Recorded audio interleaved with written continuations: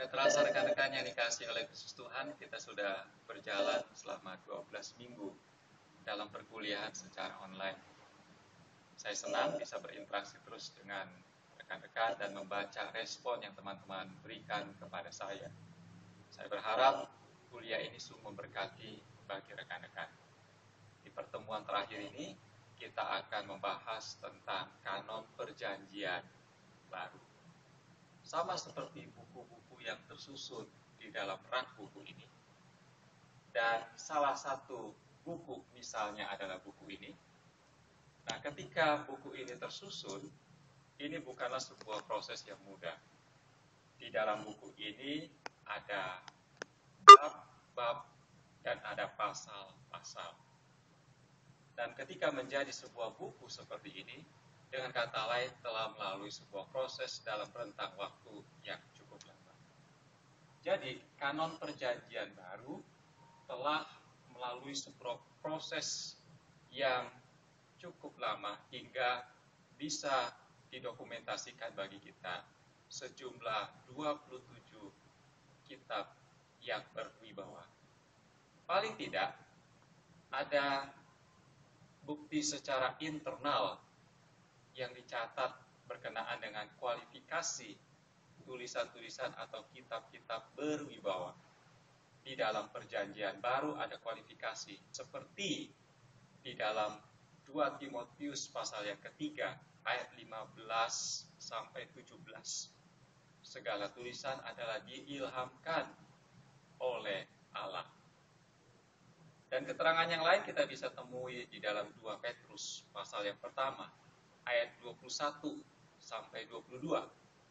Catatan di sana bahwa kita tidak boleh menafsirkan menurut kehendak kita.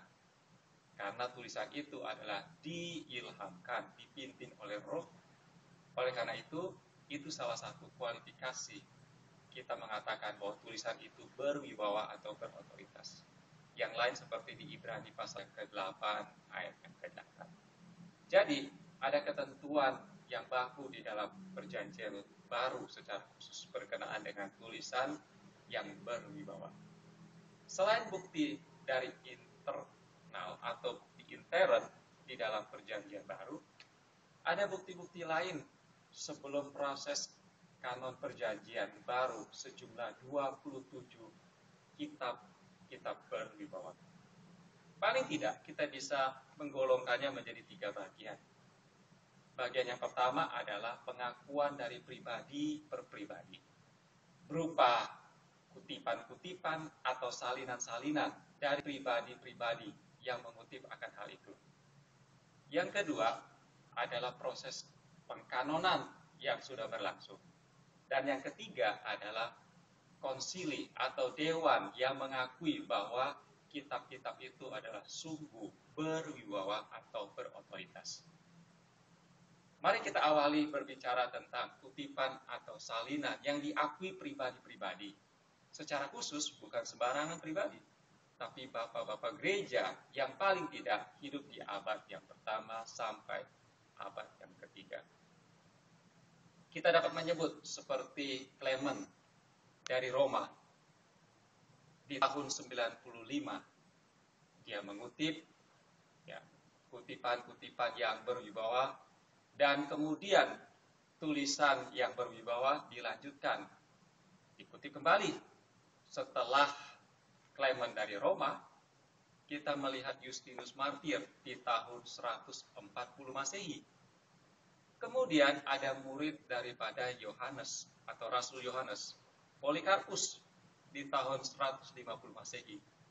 Dia juga mengutip beberapa tulisan yang dikategorikan berwibawa atau berotoritas.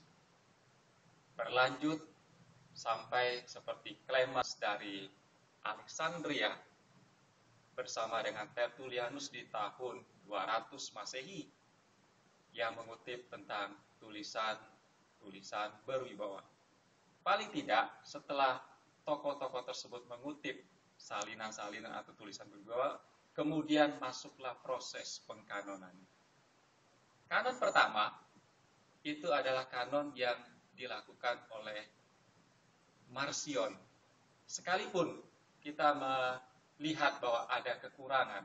Paling tidak, Marcion telah mengkanonkan ada 11 kitab-kitab berwibawa. 10 itu adalah tulisan Rasul Paulus. Marcion sendiri menggunakan surat Galatia sebagai kanon yang pertama dimasukkan sebagai tulisan Rasul Paulus yang pertama yang berwibawa.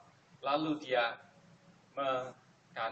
memasukkan kitab Roma sebagai kanon yang kedua di dalam kanon Perjanjian Baru.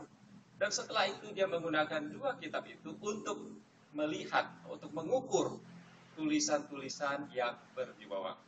Paling tidak ada 10 tulisan Rasul Paulus yang dimasukkan dan ada Injil Lukas yang sudah dikatakan sebagai tulisan berwibawa. Setelah Marcion mengkanonkan di tahun 140, kemudian ada kanon Muratori di tahun 170 Masehi. Nah, setelah kanon Muratori kita lanjut proses pengkanonan sampai ada masuk di konsili pengakuan daripada dewan gereja. Paling tidak konsili Laodikia di tahun 363 Masehi telah mengutip kitab-kitab berwibawa. Secara lengkap, konsili Athanasius tahun 367 Masehi telah mengkanonkan secara keseluruhan kitab-kitab berwibawa, yaitu sejumlah 27 kitab.